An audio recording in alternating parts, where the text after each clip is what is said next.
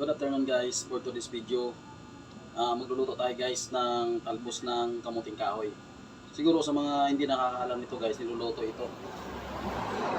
Ito yung pinaka the best na ulam namin doon sa Iloilo.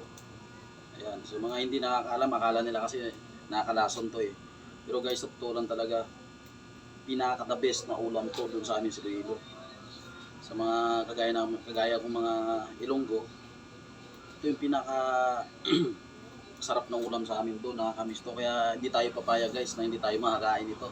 Salamat pala sa nagbigay nito kay Joen. Siyempre kay Winnie Fredo Gamas. Galing pa na ano to guys, galing pa ng Morong Lizar to. Medyo malayo-layo pa. Siyempre humiri tayo sa kanya na dalhan tayo ng talbos ng kamuting kahoy. Sarap nito guys. Panoorin nyo kung paano ko lutuin to. Siguro ay makaralit lang nito yung talagang nakakatikim na nito, nakakain. So ayun guys, siyempre dito tayo sa Manila, wala naman tayong ginagamit sa probinsya. Yung tawag doon, yung binabayo-bayo, yung lusong at saka halong yung tawag sa amin sa probinsya. Pinakamabilis namin na ginagawa dati guys, yung mga bata ko sa probinsya, lalagyan namin ng asin yan. Tapos siyempre imikos-mikos na niinsan yan. Higaan natin yan, sobrang alat yan guys eh. Kailangan lang kasi madurog lang siya. Yan, kagaya yan.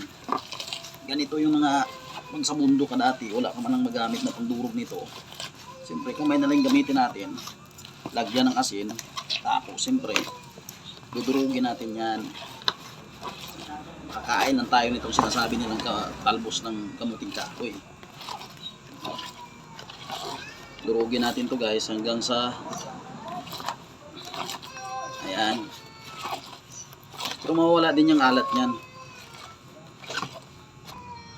Ayun guys. Yan na yung pinakamalupit na ginagawa namin doon sa probinsya. Yan. Lagyan natin ng asin. Tapos durugin siya. Siyempre, yung ginamit natin dyan, si Mariang Palad siyempre. Masarap nito guys. Ginamitan ng kamay. Mikos-mikos na insan yan.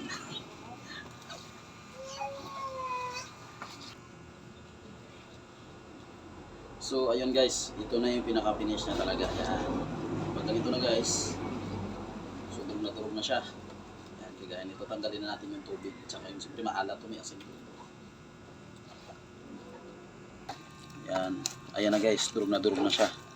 Ganito lang, pero medyo effort talaga pag nagluto ka nito kasi dito pa lang medyo mahirapan ka lang sa kakadurog nito. Yan. So ngayon, para matanggal natin yung alat niya, at saka yung tubig, pigayin natin yan. Yung matitira dyan guys, kaya alam mo kanina ang dami-dami nun, pero pag once na tanggal mo yung tubig nya at yung pinakakatas nya, unti na lang yung matitira nyan guys.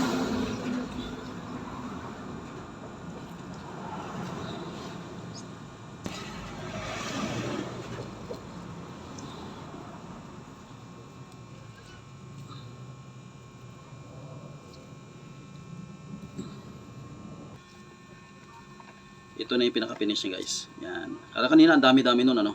Pero pag once na nadurog mo na siya, ayun, unti na lang yung matira guys. Ayun. So ready na tayo sa pagluluto nito. Ayun. May mga ingredients na rin tayo. So gagataan natin to guys. Mabilis ang luto lang.